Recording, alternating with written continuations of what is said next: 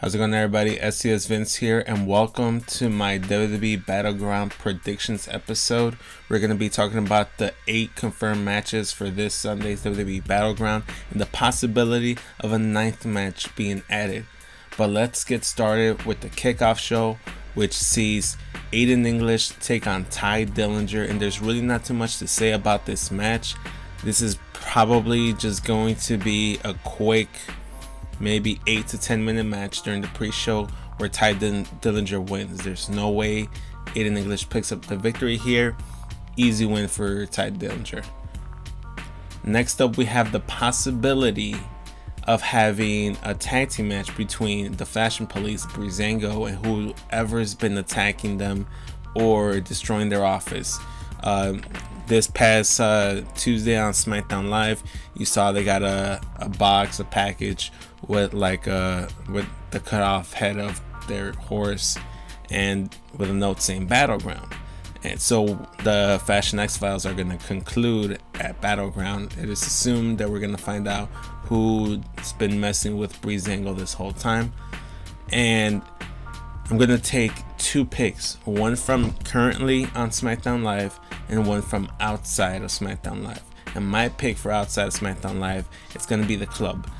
They serve no purpose right now on Monday Night Raw. With the Revival being there, you have the Hardys, you have Sheamus and Cesaro. I think they should move over to SmackDown, and they could be the ones that have been taking out Fashion Police because they feel like they're just a bunch of nerds, which is their little catchphrase they have going on at the moment. I don't know how likely that is, but that would be an interesting possibility.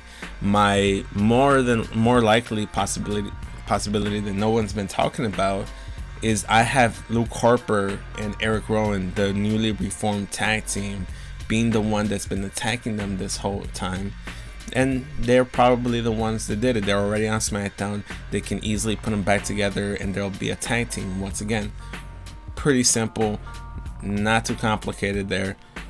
If that does happen, I do feel like Breezango's going to lose this match, and whoever is their attacker is going to get the first win in this little mini feud they might have going forward.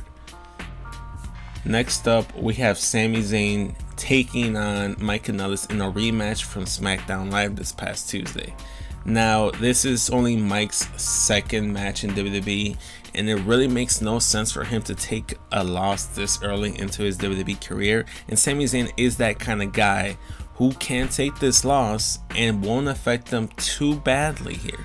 Now, Sami Zayn can easily just get a win later on in this feud and they'll be fine. They'll go back and forth. But as this Sunday is concerned, I have Mike Bennett picking up the crucial victory for his career. He needs it. He's going to get it. He's a heel. If anything, Maria might go ahead and just interfere in the match once again and cost him the victory.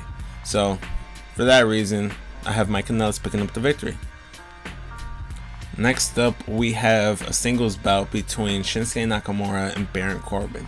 And really all we've seen out of this feud is just a bunch of brawls between the two. They've never gotten into the ring.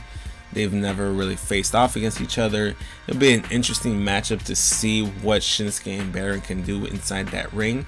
It might be a pretty good match. I really don't know what to expect too much from it, but I feel like it'll be a solid match. And in terms of who's gonna win this, it's obvious Shinsuke's gonna win. Baron Corbin's the Money in the Bank briefcase holder. He can take a loss, and then on Tuesday night he can cash in and become WWE champion. That's just the way WWE operates. Look at Seth Rollins' cash in at WrestleMania 31. He lost early on in the show against Randy Orton, and then he became WWE champion at the end of the show.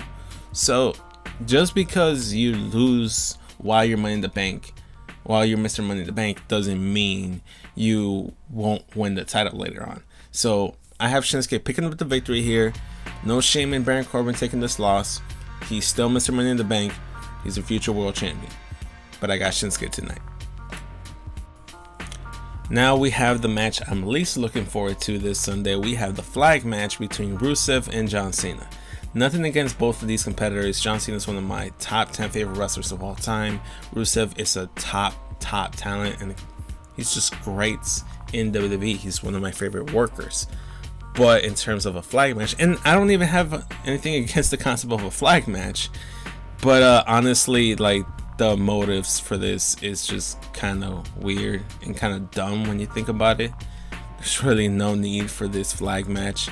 It's just something for John Cena to do before he faces off against whoever's champion, either the US title or the WWE title. He's going on to that, which means, obviously, if you don't already know, John Cena's gonna win here, and he's gonna beat Rusev, because this is okay, because he's not pinning Rusev.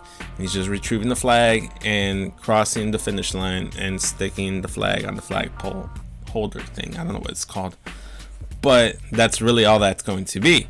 It's going to be Rusev putting on a dominating performance against John Cena. John Cena at the last minute for his country wins this very, very patriotic flag match. So there's no chance Rusev wins. I have John Cena here. Now we have our very first title match of the night. We have the SmackDown Tag Team Championships being defended as the current champions, the Usos, once again take on the challengers, New Day. And to be fair, this is probably, along with the women's match, it's the most unpredictable match of the night. It can go 50-50. It's a legit toss-up. I have no idea who's going to walk away with the victory here. There's a case to be made that the Usos have been doing great work as SmackDown Tag Team Champions ever since they've got into their little feud with Breezango, and they've carried it over with the New Day, and they've just been doing great. And honestly, New Day being the guys chasing for the titles as opposed to being the ones being chased, it's a nice refreshing pace considering they've been champions for over a year over on Raw. However, you could make the case that you should put the titles on New Day now while they're hot and everybody's enjoying their work. That's why this match is a legit toss-up, in my opinion. Either team could win, and I don't see a bad choice in giving the title to either team, giving the win to either team. I'm gonna go ahead and say the Usos retain, just because last time they faced off, it was kind of due to heelish tactics. They just kind of walked away from the fight. Maybe in this one they proved that they can beat the New Day one-on-one, and they don't need to like just walk away from the match. Maybe, who knows? I don't know. It's just that unpredictable. But I'm going to say that the Usos walk away still SmackDown Tag Team Champions. Next, we have the match I'm looking forward to the most. We have the Fatal 5-Way Elimination match between Charlotte, Becky Lynch, Tamina, Lana, and Natalya to determine the number one contender for Naomi's SmackDown Women's Championship at SummerSlam. So it's going to be a matter of who do you think is going to be the best opponent for Naomi at the second biggest show of the year, SummerSlam. And it has to be one of two people, in my opinion. So let's go process of elimination. It's not going to be Lana. There's no way in hell that Lana wins. It's not going to be Tamina. I'm sorry, Tamina, but it's not going to be you. Those two aren't going to like move the needle in terms of like, oh, this is going to be a really cool match at SummerSlam. No one's going to really, I'm sorry, but no one's really going to care. And if you put Lana, some people may care, but for the wrong reason, and it's not going to be a good match. We've already seen that match like 3 times. Nobody wants to see it a fourth. So those two ladies are out of the equation, in my opinion. Now you're down to Natalya, Charlotte, and Becky Lynch. And to be honest, I don't think you can go wrong with either of those 3 ladies. But by process of elimination, I'm going to say that Natty is just slightly less of an option than both Becky and Charlotte. They have bigger names right now, even though Natty's been with the company longer and she's proven more herself in the ring. Naomi versus Charlotte has never had a clean finish. When they did have their title match, the welcoming community at the time interrupted and just interfered in the match, and we never got a clear, decisive ending. So that's a match that a lot of people want to see, and that's a match that Naomi wanted. She had an interview on SmackDown a couple weeks ago, if not, I think it was last week, where she said that she'd like to see Charlotte win because she feels that she's the top person in the division, or something that about they have unfinished business. I don't know what exactly she said, but I do know that she wanted Charlotte as her opponent at SummerSlam. So that could be an option. Or you could put Becky Lynch there, and then a loss for Becky Lynch could catapult her into a heel turn. I've been saying this for a while, but maybe her loss to Naomi is the one thing that triggers her to becoming a heel. And it'd be interesting. And you can still do Charlotte versus Tamina in Lana's corner, or Charlotte versus Lana and Tamina's with Tamina in her corner. Something like that, because Charlotte has come across the last couple weeks that she really can't stand Lana. She wants her in the ring, and that'd be just like an interesting match you could have. That'd be like a quick 5-minute squash, and I'd actually like to see that, to be honest. So, but it is SummerSlam. It is the second biggest show of the year. I'm gonna go ahead and say that Charlotte wins here, and you have Charlotte versus Naomi in the SummerSlam match that most people will want to see. Next up, we have what will be the main event of Battleground, the Punjabi Prison match between Jinder Mahal and Randy Orton for the WWE Championship.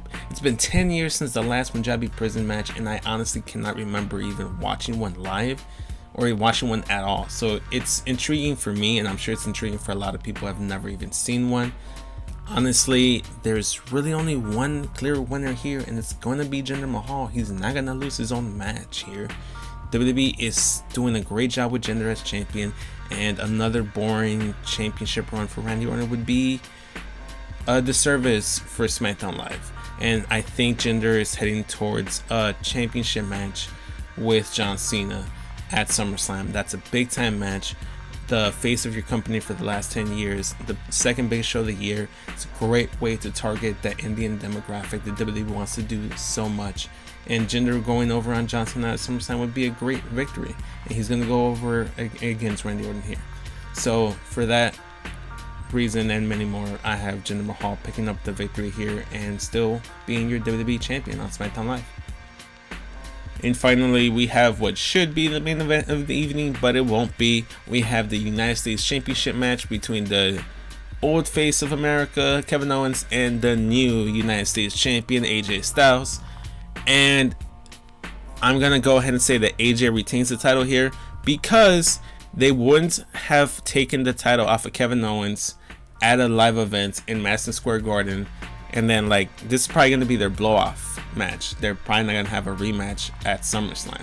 That's what I'm going to go ahead and say right now. I feel like Kevin Owens is going to move on to something else. He's probably going to, let's say he faces Randy Orton at SummerSlam, and that'd be an interesting match. I don't think I've seen. I don't think anyone's seen. If they have, I can't remember. And then AJ Styles will have like an open challenge at like SummerSlam, and it'll be like Shinsuke or something. It'll be crazy. It'll be amazing. But I don't know. This is still going to be a great match. I don't know what the plans are for SummerSlam, but I do feel like this is going to be the final chapter. If not here, then at SmackDown on Tuesday or the following Tuesday. But this feud is over. They wouldn't have dropped the title. They wouldn't have Kevin Owens drop the title if there wasn't another plan going forward, and they weren't planning on continuing this feud going into SummerSlam. So for that reason, I have AJ Styles picking up the title, picking up the victory here and keeping the title. I don't think he's going to lose that title anytime soon. That's just the way I feel. Maybe he picks up the WWE title when he does drop the US title, but I feel like he's going to be the guy to hold on to that US title and make it mean something. The same way that Rusev's done it, the same way that John Cena's done it, the same way that Kevin did it. He's going to, and the same way that Miz has been doing with the IC title. You need a strong champion as your US champion. And AJ Styles the right guy. But what do you guys think? I want to know what you guys think. Who's your picks? Who's gonna win this Sunday? Who's the favorite? Do you think I'm wrong here? Do you disagree with anything I've said? Let me know in the comment section below. Don't forget to like this video if you enjoyed it. Subscribe to my channel to get more pay-per-view predictions and more WWE content. Yeah, just share with all your friends. Don't forget to like, comment, and subscribe. Say it again. If you want to know when all my videos are going up, hit the little bell notification so you know when my videos are being uploaded, so you're first to see what's going on my channel. Thanks again for listening. I'm SESvince, and I'll catch you guys later. Enjoy this Sunday's Battleground. Peace.